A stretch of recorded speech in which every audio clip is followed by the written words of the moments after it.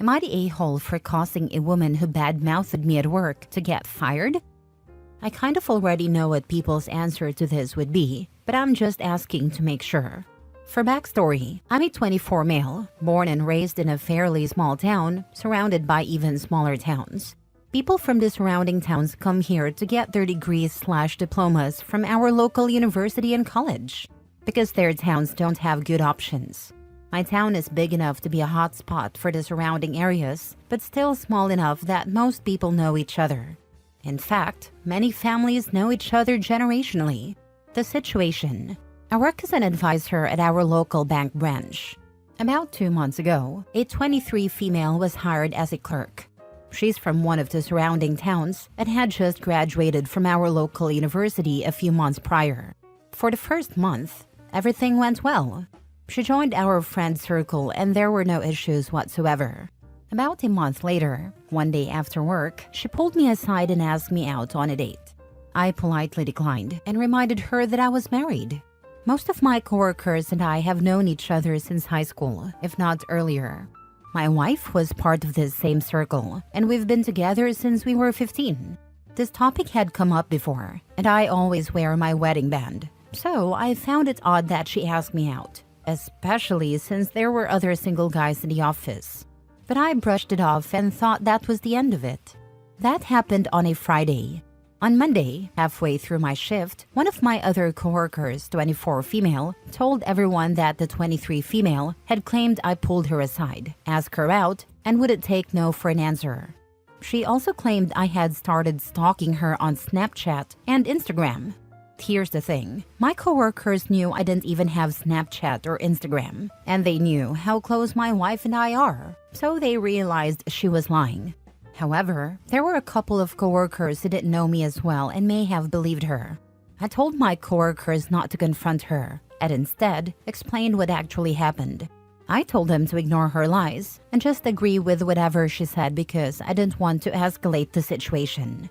I figured she was just being childish and didn't know how to handle rejection. The escalation. About 2 weeks later, my dad called and said he needed to speak to me. When I went to my parents' house, he told me that a friend of his, who's a client at the bank, mentioned I had been stalking a girl at work. This client had heard it from the 23 female, who was now looking for another job and asking for his help. I explained the truth to my dad and decided I needed to put a stop to her lies. The next day, I explained everything to HR. Once I told HR that clients were getting involved, they took the matter seriously and opened an investigation. They interviewed me, my coworkers, and the 23 female. Everyone backed me up, and camera footage showed her pulling me aside, not the other way around. HR confronted her, and she tried to claim I was stalking her by showing them an Instagram account with my face on it. Here's the kicker. The photo she used was the only photo of me on one of my coworkers' profiles. She had created a fake account and sent herself messages to make it seem believable. HR fired her on the spot for spreading malicious rumors and disrupting the work environment. Since she was still in her probationary period, she didn't receive severance or any additional pay. Given the small-town environment, news spread quickly. Her job prospects here are now non-existent. This is why I'm questioning whether I handled it the right way. On one hand, I'm relieved to have cleared my name. But on the other, I wonder if I should have confronted her directly instead of involving HR. Now for the top comments before reading the mini update. She decided to F around and found out, and deserved to be fired, not the a-hole. You also shouldn't feel bad about the backlash she's receiving. If you hadn't defended yourself, her lies could have permanently damaged your reputation in your town. She got what she deserved, and now you don't have to worry about her anymore. Not the a-hole. She actively tried to ruin your life and caused a huge hubbub in your workplace. You tried to ignore her, but she kept pushing. She's a psychopath, and appropriate workplace consequences were meted out. Fafo. You didn't get her fired. She got herself fired. Consider legal options if you think she'll keep bad-mouthing you everywhere. Slander and libel are both against the law, not the a-hole. It's possible that you live in a locality where many people proclaim great fondness for the 10 Commandments and favor displaying them in schools and courthouses. If so, she should be reminded that "thou shalt not bear false witness against thy neighbor" was important enough to make the shortlist when the Almighty drew up the "these are my rules for you" starter kit. Therefore, her behavior is an offense against the law of humans and of multiple religions. And lies need to stop, and she needs to keep your name out of her mouth and off her keyboard. I don't think she will do it again, at least not to me, but I'll still speak to a lawyer friend of mine. Thank you very much for this advice. Mini update. Thank you everyone for the comments.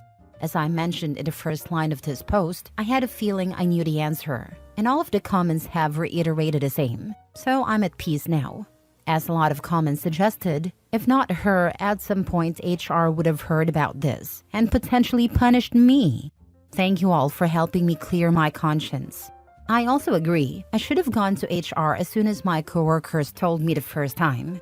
I just gave her the benefit of the doubt. Lesson learned. This was the first time I've dealt with something like this, which is why I needed the advice/clarification. People are asking why the footage are still available weeks later. I'm going to make a wild guess that either those people haven't worked at a bank or they worked at one but did not find out about their footage storage policies. For security reasons, employees will generally not be informed of the exact storage policies. However, when a theft occurred at our branch 2 years ago, I am aware that they were able to pull up footage from 3 months prior. I don't know what kind of banks you guys are used to, but banks store security camera footage longer than most businesses. Each bank and each branch will have their own policies on how long they keep footage. Next story. Am I the a-hole for telling my best friend if she wasn't always trying to get with my husband, her boyfriend wouldn't have left her? I, 27 female, have been best friends with Kira, 25 female, since we were little. We were neighbors, went to the same school, college, etc. She was my maid of honor when I married Rowan, 28 male, who we went to college with. At first, Kira had a big crush on him, but he started liking me. We slowly got closer, and I started liking him too. This was after Kira had told me she'd gotten over it and was dating another guy. But I still felt really guilty and didn't want to date him if it would hurt Kira. I asked her multiple times if she was okay with it, and she said she was, so I thought it was fine. Kira's been with her current boyfriend, Adam, 27 male, for a year or so. However, over the last few months, she's been acting strange around Rowan. Whenever we'd hang out just the three of us, or even with Adam there, she'd always find a way to sit next to Rowan, laugh at everything he said, etc. At first, I didn't think much of it, because I knew that's kind of her personality, and her and Rowan are friends. But then she started always asking me if Rowan would be there before she came over, and if I said no, she'd often suddenly say she couldn't come. Sometimes she wouldn't show up even if I said he was there. Rowan also told me about a comment she made to him once, about how he was so patient for putting up with me being too tired to do anything with him now that I was pregnant, which I thought was weird. The odd behavior continued, but to be honest, the pregnancy has been keeping me too exhausted to dwell on it. Rowan seemed as friendly with Kira as always, but 2 days ago, our mutual friend Shay threw a dinner party. Rowan and I went, as did Kira and Adam. Kira got a bit tipsy, and she kept trying to sit with Rowan and touch him. He excused himself a few times, but she kept finding him. I tried to get her to back off a few times, and I was getting mad because this was crossing a line. She started slurring about how I stole Rowan from her. Thankfully, Adam was too busy talking to Shay's husband to hear this, but he definitely saw Kira's actions. The next afternoon, I was at Shay's again with some friends when Kira showed up. She was crying because Adam had broken up with her that day, saying he didn't think they were going to work out. Everyone was consoling her, but I was just kind of sitting there. I couldn't help but feel like she brought this upon herself. She asked me, "Aren't you going to say something?" So I said, maybe Adam wouldn't have left you if you weren't trying to get with Rowan all the time. Some of our other friends were shocked to hear this and got mad at Kira. Others were angry with me, saying Kira was just really friendly with everyone and that was a horrible accusation to make. Kira was upset, saying she couldn't believe I thought that of her and maybe we really weren't that close. She left in tears, and I left soon after too. Now I don't know. Maybe I was wrong. Kira had been drinking at the dinner party and might not have meant what she said, and the other stuff could have been nothing.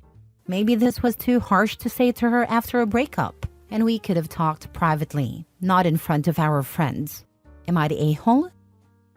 Not the a-hole. Well, not entirely. Yes, it was kind of rude to say that after she had been dumped, but she'd been acting this way for a long time, to the point where even Rowan was uncomfortable, but she still persisted. Getting drunk didn't help, and I bet Adam did hear her say you stole Rowan from her. From my point of view, she's clearly been jealous this whole time. She hasn't moved on and has only tried to get closer. Rowan also brought up that weird comment she made about you being too tired to do anything. That's not a normal thing to say to your best friend's husband, even as a joke. It's messed up, not the a-hole. I don't know what the rules are in relationships, and they are probably different for every couple, but at a certain point, should he have shut it down himself? Kira's trying to sleep with your husband. She's not your friend at all. You are not the a-hole for saying that, but you are the a-hole for allowing her to make your husband uncomfortable by sexually harassing him. If one of your female friends told you that another friend's husband was constantly touching her, flirting with her, and making personal comments about her sex life, what would you say? Start standing up for your husband. Yes, she was letting her husband be sexually harassed. She's the a-hole for that. Next story. Am I the a-hole for not recalling my dog when she chased my neighbors off of my property? I, 30 female, have 4 dogs, but the one this story is about is a 4-year-old Rottweiler named Bella. A few months ago, new renters moved next door, and things have been unpleasant to say the least. The neighbors are always screaming and fighting late into the night, and the men in the home have a habit of always trying to talk to me, or just watching me when I'm outside. This is not done in a friendly way, and it has made me feel very uncomfortable. I'm a single woman living alone, and our police force isn't the best. So I just keep my head down, hoping they'll move out soon. The other night, around 11 p.m., I was outside with my dogs in the backyard. My neighbors have a chain-link fence, but I have no fence along my property except for the part that separates their property from mine. One of my dogs was on a leash, but the other 3 are completely trained off leash and do not leave the yard. I know some people may not agree with that, but I live in the countryside, and also my dogs have never run off. One of the women who lives next door, for some reason, decided to enter my yard because she wanted to just play with my puppies. Bella growled and walked closer to me, and I asked the woman to please leave. But she just kept telling me it was fine and ignored what I was saying. One of the men decided to join her, and they came further onto my property, which led to Bella barking. After a few moments of them continuing, Bella chased after them. She stopped running the second she hit the property line and went inside with me immediately after. Now these neighbors keep making comments about not feeling safe with their kids and saying I should have called my dog back because they weren't a threat. I don't feel like I did anything wrong, but I also don't want the area to think my dogs are dangerous, especially with the stigma against Rottweilers. I also don't want to stir up unnecessary drama when it's already difficult living next to these people. Am I the a-hole? Now for the top comments before the mini update.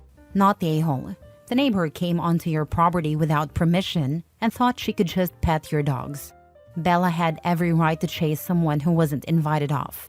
If you're worried about your neighbors, get cameras and place them in front and backyard. Cameras are in the plan, but I'm paycheck to paycheck right now, unfortunately. If you're between paychecks, you can still document any harassment and interactions. Write down any incidents and date them, including anything that happens with your dogs. Inspect your front and backyard for anything that's different. Make sure you date everything. Not the a-hole. Your neighbors need to stay in their own yard.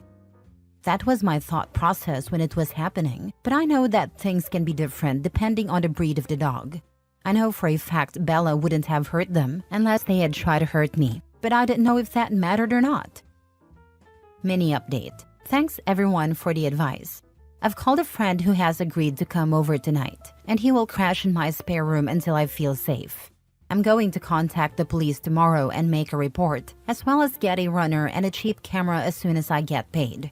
I'll update if anything changes. But I hope you all have a fantastic night, and thank you for the advice. Last story. Am I the a-hole for declining to invite a woman who has called herself a total klepto into my home?